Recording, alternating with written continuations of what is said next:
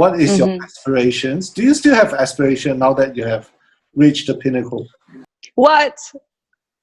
Guys, Yeah, don't listen to Shaun. that's a fair question, right? Wait, let's, okay, because I read a lot of books, right, Shaun? We talk about this a lot. Now, Yeah. one thing, guys, like, something called The Infinite Game by Simon Sinek. It's fantastic. So I think everyone should look that up on YouTube. So what it is that, there is no such thing as a pinnacle. So life or whatever it is that you want to achieve is a continuous journey.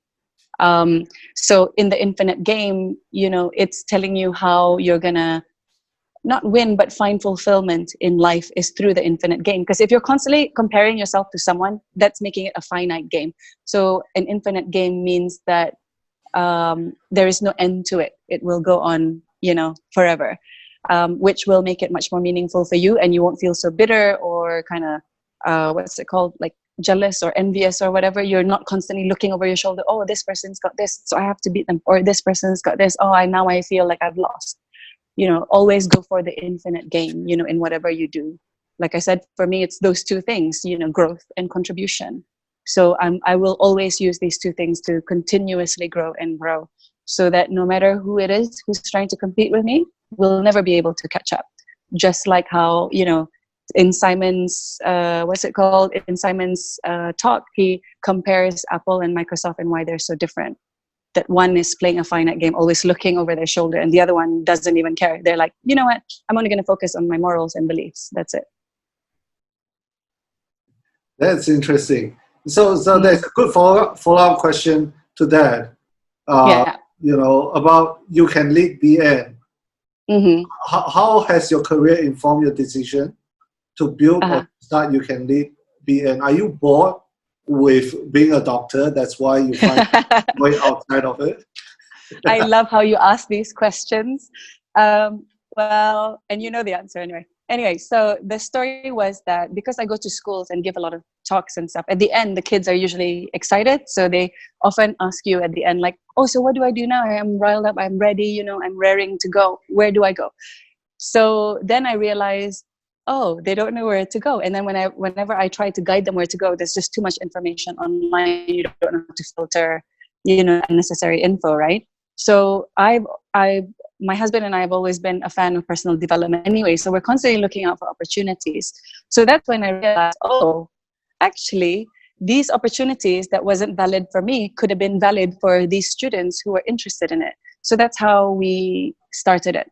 So it became a platform for us to put all these opportunities for anyone really, like in Brunei, that's who's interested in whatever it is that they're interested in, and I would share it with them whenever I go to these schools and stuff. So that's how it started. Yeah. And how is it going? Really good, actually. Yeah. And the boss of it is my husband, Joe, as you know. Yeah. So yeah, it's going really well. Obviously, with the COVID and everything, things are kind of on hold, but there are a lot of online courses, etc., that we're promoting. Yeah. Okay, let's see what else. Depression question. Hello, Okay. doctor. Due to high pressure in studying medicine, how to overcome in case they've gone into depression? From Julia. Okay. From who? Julia? Espresso? Yeah, from Julia. Yes, I've gone through like difficult times myself. And it doesn't mean there's anything wrong with you. Sometimes circumstances can overwhelm us. So there's nothing wrong with you if you have gone through, some sort of mental health issue, etc. Please feel free to get help. The most important thing is to get support. So, make sure you have people you trust around you who can support you during this difficult time. And for me, focusing on my values really helped bring me out of the darkness. So actually, that brings me to, do you remember this story, Shaun, that I shared during the talk that I gave? So when I was in Singapore, I went through a very, very difficult time, and I almost gave up, and I almost gave up everything. I wanted to give up being a doctor, being an eye surgeon, everything. I was in training at that time.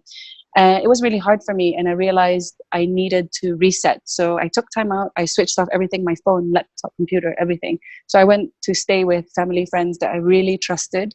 So I was just there, and it was there that I discovered a book that saved my life. It was this book called, yes, Brene Brown, The Gifts of Imperfection.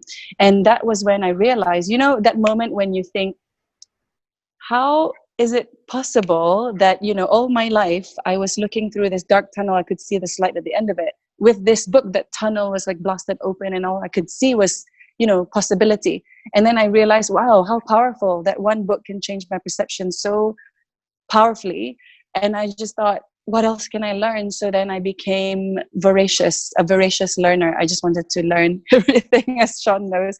So I realized that in order for me to, help others, I needed to be better. So I started, kind of reading about, mental health issues, depression, whatever, like how it is I could kind of bring myself out of it, how to find meaning in what I do, etc. So that's what started me on this journey of personal development. And, here we are today. So, please, like I said earlier, find support when you need to talk to people. There's so many like outlets now, and in your generation, so lucky, like you got social media, everything is so much easier to connect than it was ever before, right, Shaun? Brene Brown, what's the name of the book again? Brene Brown? The Gifts of Imperfection. Let's see if I have it here. There we go.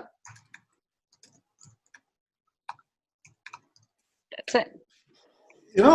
Dr. Fee, so two things that you mentioned just now that are, I think, equally important.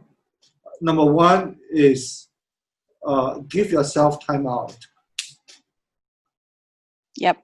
And you actually step away and put away your phone.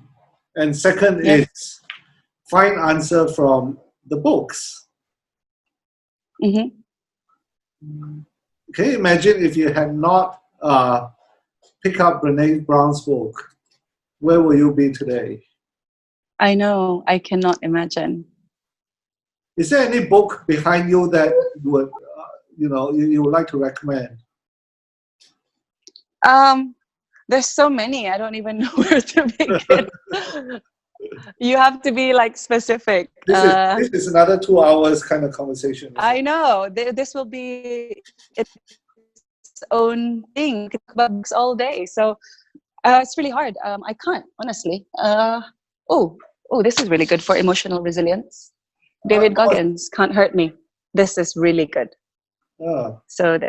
So this helped me overcome my fear, so I have this fear of water and swimming.